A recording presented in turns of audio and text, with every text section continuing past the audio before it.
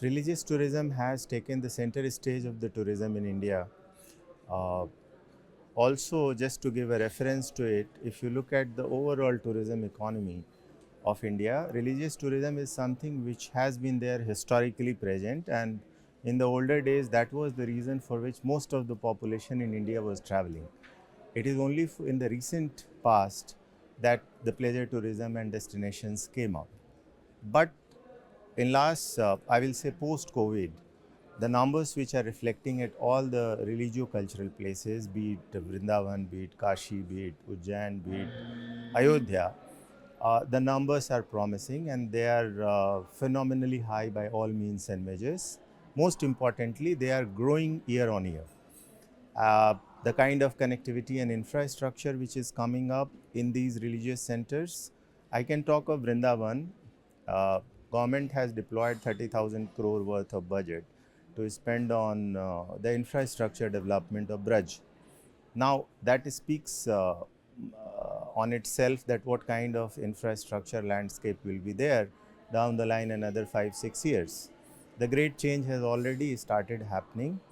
A lot of infrastructural development is ongoing. Lot of private players are entering into that space. So religious tourism in sum total, because of the huge number of footfalls coming in to Vrindavan and Braj area, uh, that has created a big industry, uh, as well as infrastructure is now trying to cope up.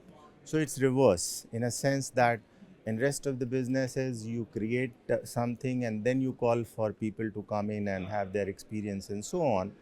Here it's already people are there, the place is already overwhelmed, and we are trying to chase in order of creating the amenities and the infrastructure over there. So yes, religious tourism is the buzzword and at the center of development if we talk of.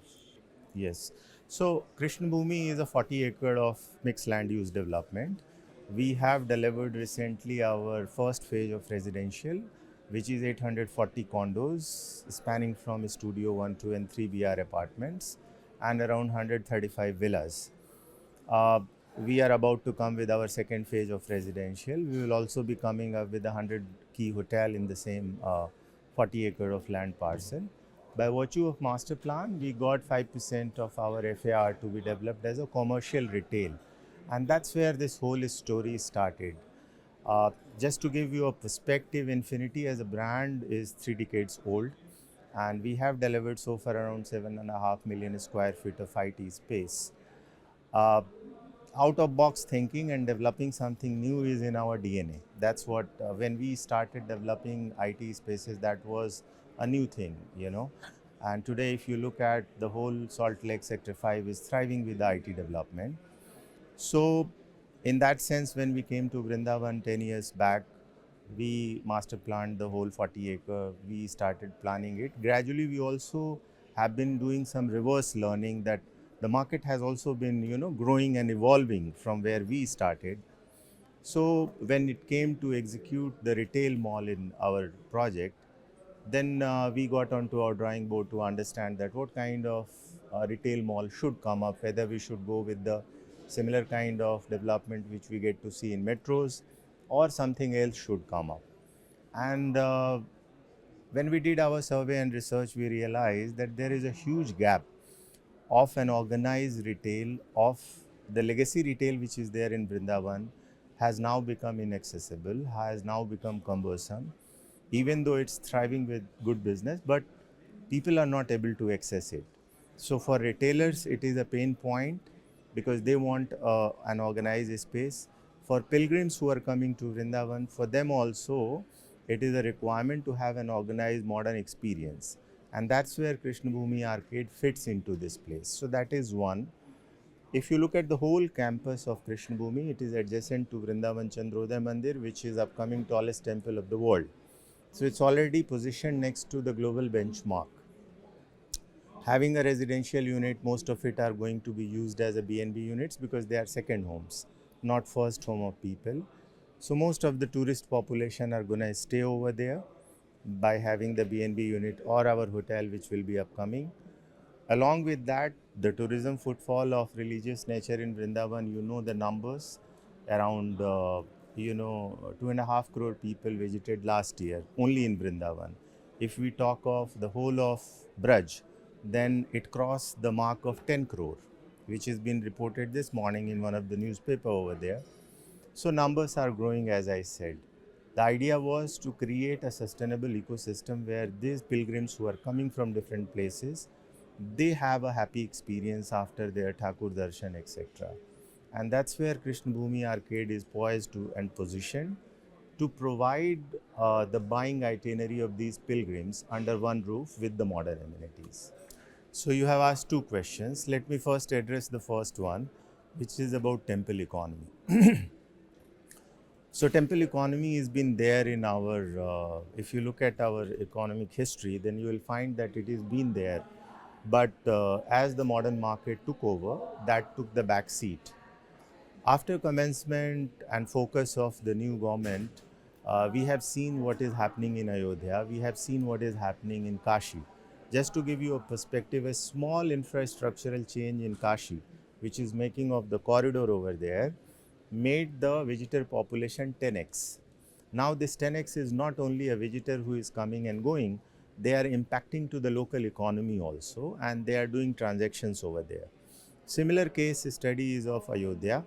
Ayodhya came up as a new city under the new regime, and that's thriving. Businesses are thriving like anything, be it hospitality business, be it other businesses.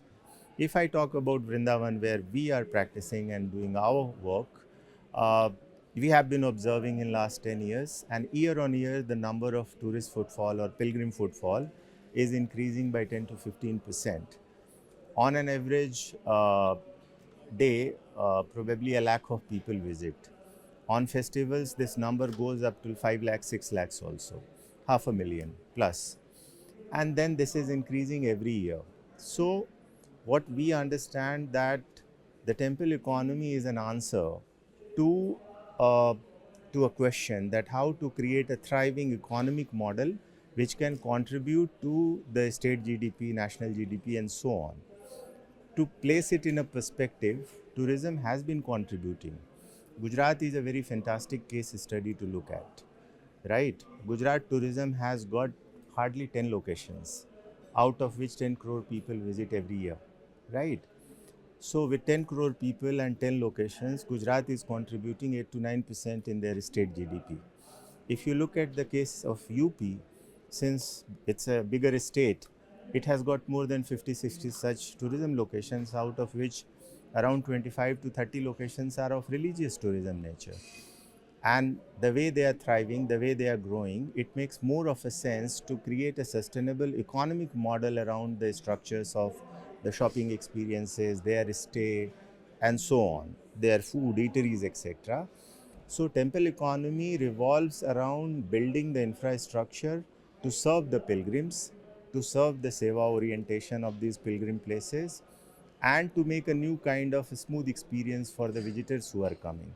And I think that by all means and by all the business standards, if we typically look at it in terms of profitability, in terms of CAGR, in terms of IRR, and so on, probably it's been giving a better return than most of the other marketplaces. In terms of real estate, we can talk about in last 3 years, Vrindavan itself has got 3x growth.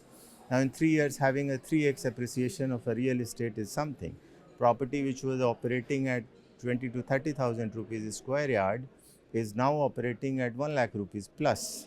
You know, so what I mean to say that temple economy is the sustainable model for the Indian subcontinent. If I look at, and also there is a huge potential because these places have been legacy places.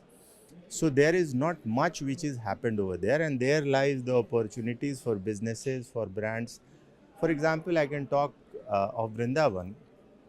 Near the place where we are, when we started our development a decade back, there was only branded property in hospitality category of Sarovar Portico in Vrindavan. In last 2 years, there has been announcement of 7 5-star properties which are coming up in the radial distance of 2.5 to 3 kilometers to the place where we are. So eventually it is growing up, it's responding very well, and people are understanding the necessity to be in that place. Well, so when you talk of category, mall category, particularly if you look at it, by and large, malls are, their brand metrics primarily evolves around some multi-brand shops, some single brand shops, and so on, with some entertainment and eateries, etc. Now, yes, that's a good answer for or good space planning for the metros and the urban places. But if you look at these religio-cultural hubs or pilgrim destinations, there the buying behavior and necessity of the place is slightly different. If somebody goes to Vrindavan, then certainly after his darshan, he wants a comfortable space where he can buy something to do with the Thakur Seva Samagri or Puja Part Samagri or something of the religio-cultural orientation, some ethnic apparel, and of course rest of it will always be there. Maybe small one units can be there of different other categories as well. So if you look at the larger spectrum of the mall, that's a category breaker because it does not come from the templatized understanding of the mall orientation or the zone planning, so to say. So in that sense, yes, Krishna Bhumi Arcade being positioned as India's first religious and cultural product mall is a category breaker. We do accept it.